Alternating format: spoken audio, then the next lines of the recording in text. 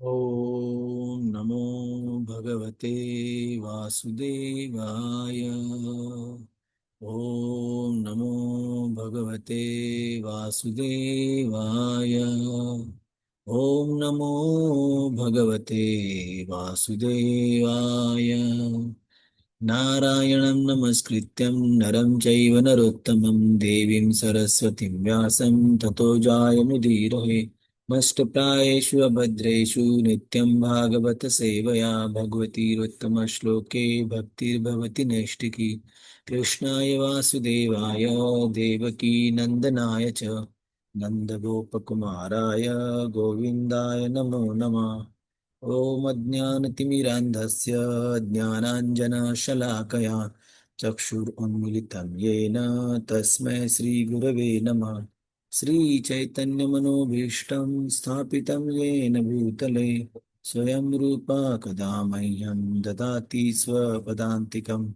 वन्देऽहं श्रीगुरो श्रीयुतपदकमलं श्रीगुरोन् वैष्णवांश्च श्रीरूपां साग्रजातां सहगणा रघुनाथान्वितं तं सजीवं साद्वैतं सावधूतं परिजनासहितं कृष्णचैतन्यदेवं श्रीराधा कृष्णपदां सहगणा ललिता श्रीविशाखान्वितांश्च नमा ॐ विष्णुपादाय कृष्णप्रेष्ठाय भूतले श्रीमते भक्तिवेदांत स्वामी निति नामिने नमस्ते सरस्वती देवे गौरवाणी प्रचारिणे निर्विशेष शून्यवादी पाश्चात्य देश तारिणे नमो महावदन्याय कृष्ण प्रेम प्रदायते कृष्णाय कृष्ण चैतन्य नाम्ने गौरत्विषे नमः।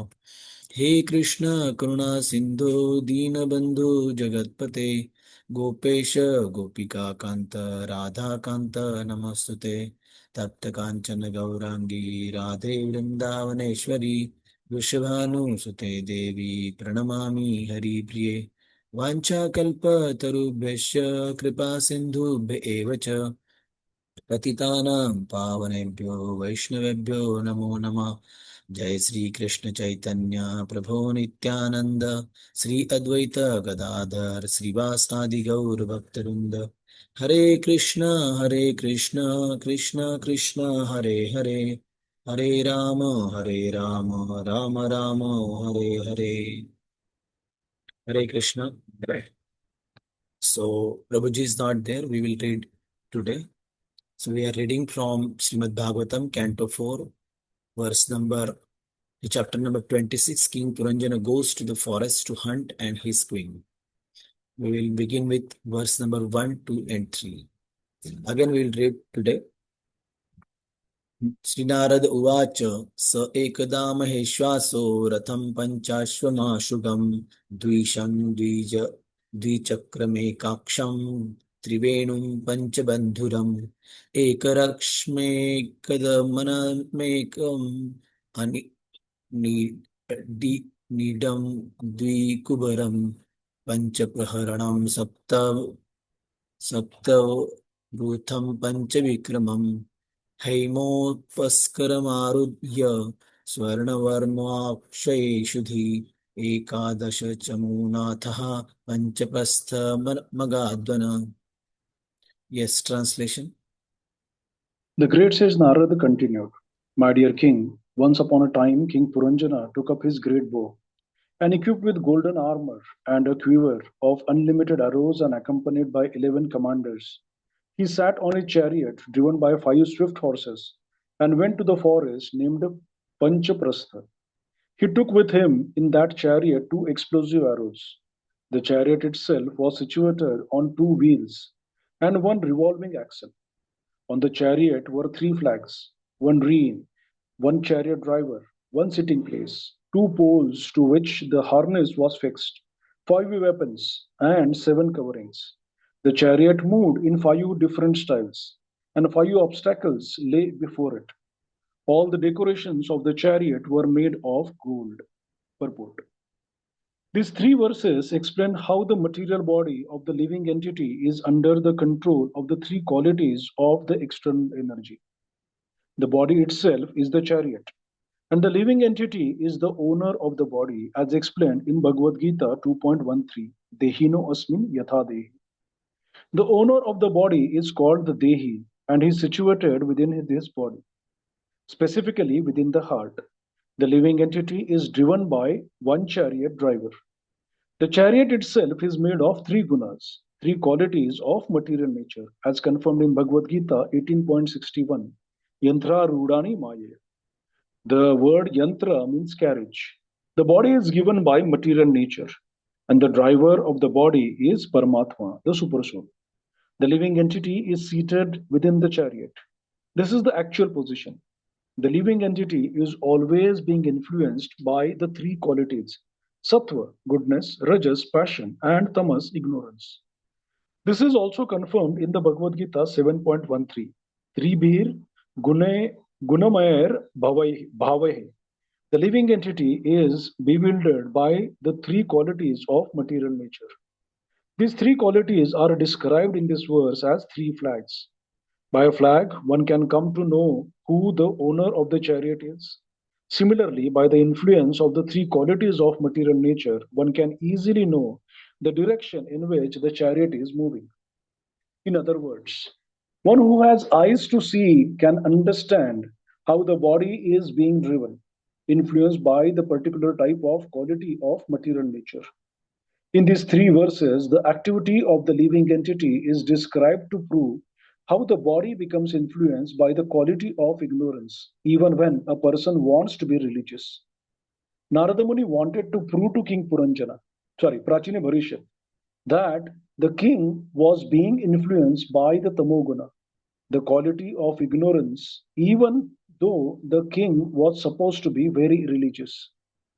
According to Karma Kandiya, the process of fruitive activities, a person performs various sacrifices directed by the Vedas.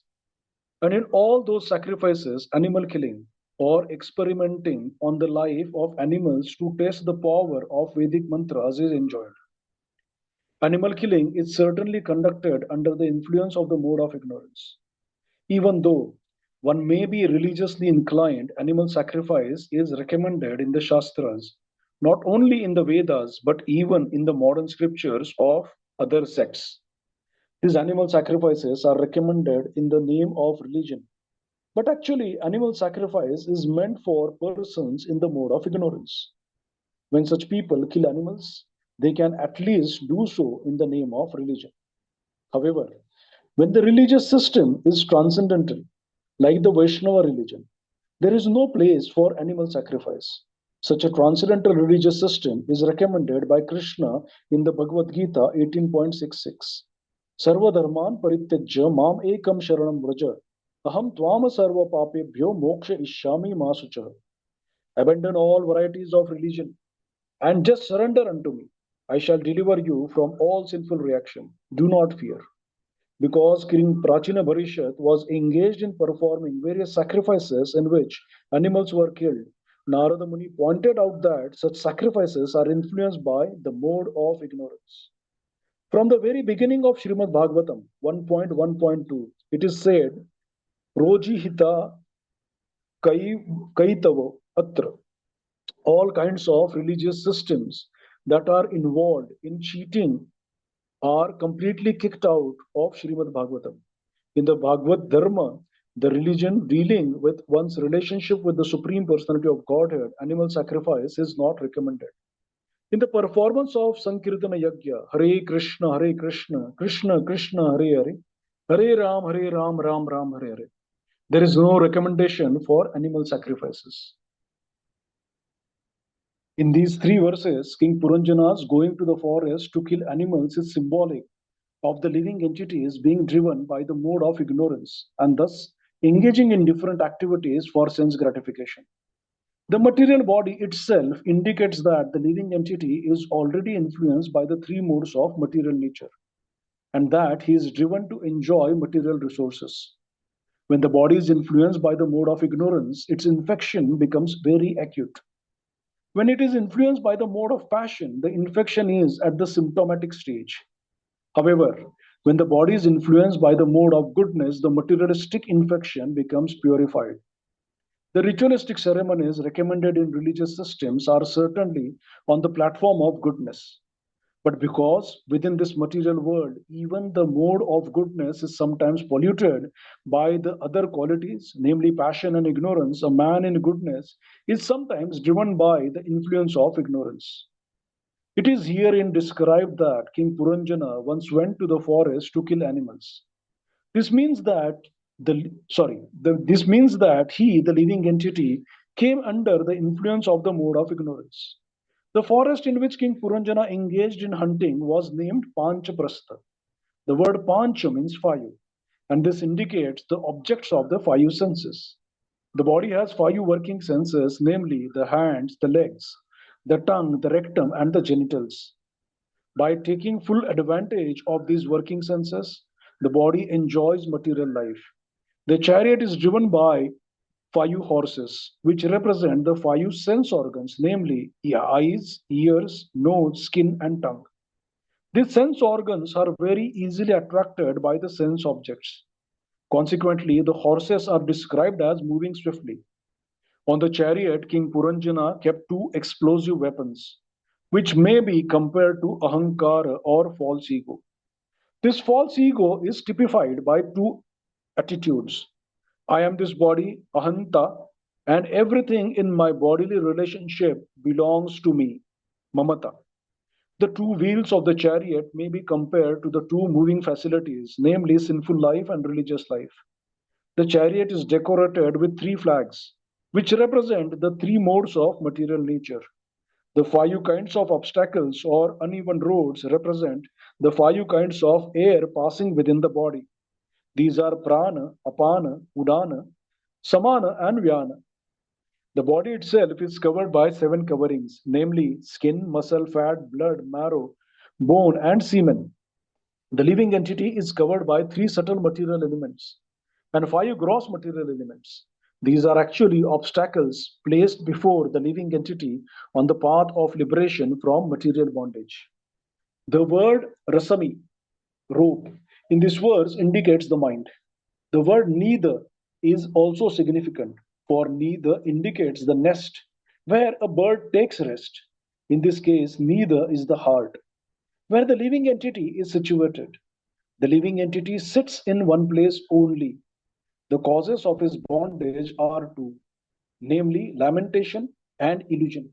In material existence, the living entity simply hankers to get something he can never get. Therefore, he is in illusion. As a result of being in this illusory situation, the living entity is always lamenting. This lamentation and illusion are described herein as Dvikubra, the two posts of bondage. The living entity carries out various desires through five different processes which indicate the working of the five working senses. The golden ornaments and dress indicate that the living entity is influenced by the quality of Rajoguna passion. One who has a good deal of money or riches is especially driven by the mode of passion. Being influenced by the mode of passion, one desires so many things for enjoyment in this material world. The 11 commanders represent the 10 senses and the mind. The mind is always making plans with the 10 commanders to enjoy the material world. The forest named Panchaprastha, where the king went to hunt, is the forest of the five sense objects form, taste, sound, smell, and touch. Thus, in these three verses, Narada Muni describes the position of the material body and the engagement of the living entity within it. Hare Krishna. Yes, it's a very long purport actually. Prabhuji will take this. 10 minutes. Yeah, we will read one more verse and then we will conclude. Chachara mrugayantatra drupta atteshu karmukaha vihaya jayam taddarham mrugavyasana lalasaha. Yes, translation.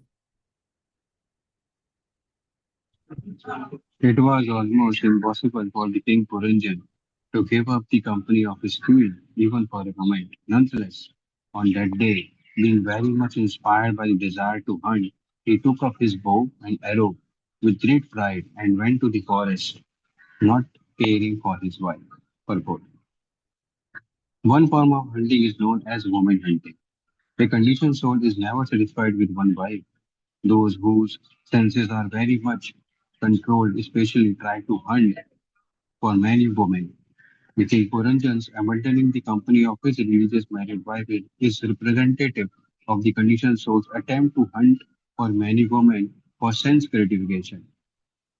Whenever a king goes, he is supposed to be accompanied by his queen. But when the king or the conditioned soul becomes greatly overpowered by the desire for sense gratification, he does not care for religious principles. Instead, with great pride, he accepts the bow and arrow of attachment and hatred. Our consciousness is always working in two ways, the right way and the wrong way. When one becomes too proud of his position, influenced by the modes of passion, he gives up the right path and accepts the wrong path. Kshatriya kings are sometimes advised to go to the forest to hunt ferocious animals just to learn how to kill. But such forays are never meant for sense gratification. Killing animals to eat their flesh is forbidden for human beings. Hare Krishna. Yes. So, Prabhuji will explain these two verses tomorrow. So, we will conclude here and continue tomorrow. So, thank you, Prabhu. Srila Prabhupada ki jai. Thank you, Prabhupada. Thank you all. Thank you, Prabhupada. Thank you, Thank you, Prabhuji. Thank you, Prabhupada. everyone. Thank Hare you, Krishna. Prabhuji. Hare Krishna. Hare Krishna. Thank you, Prabhuji. Hare Prabhuji, Hare Krishna.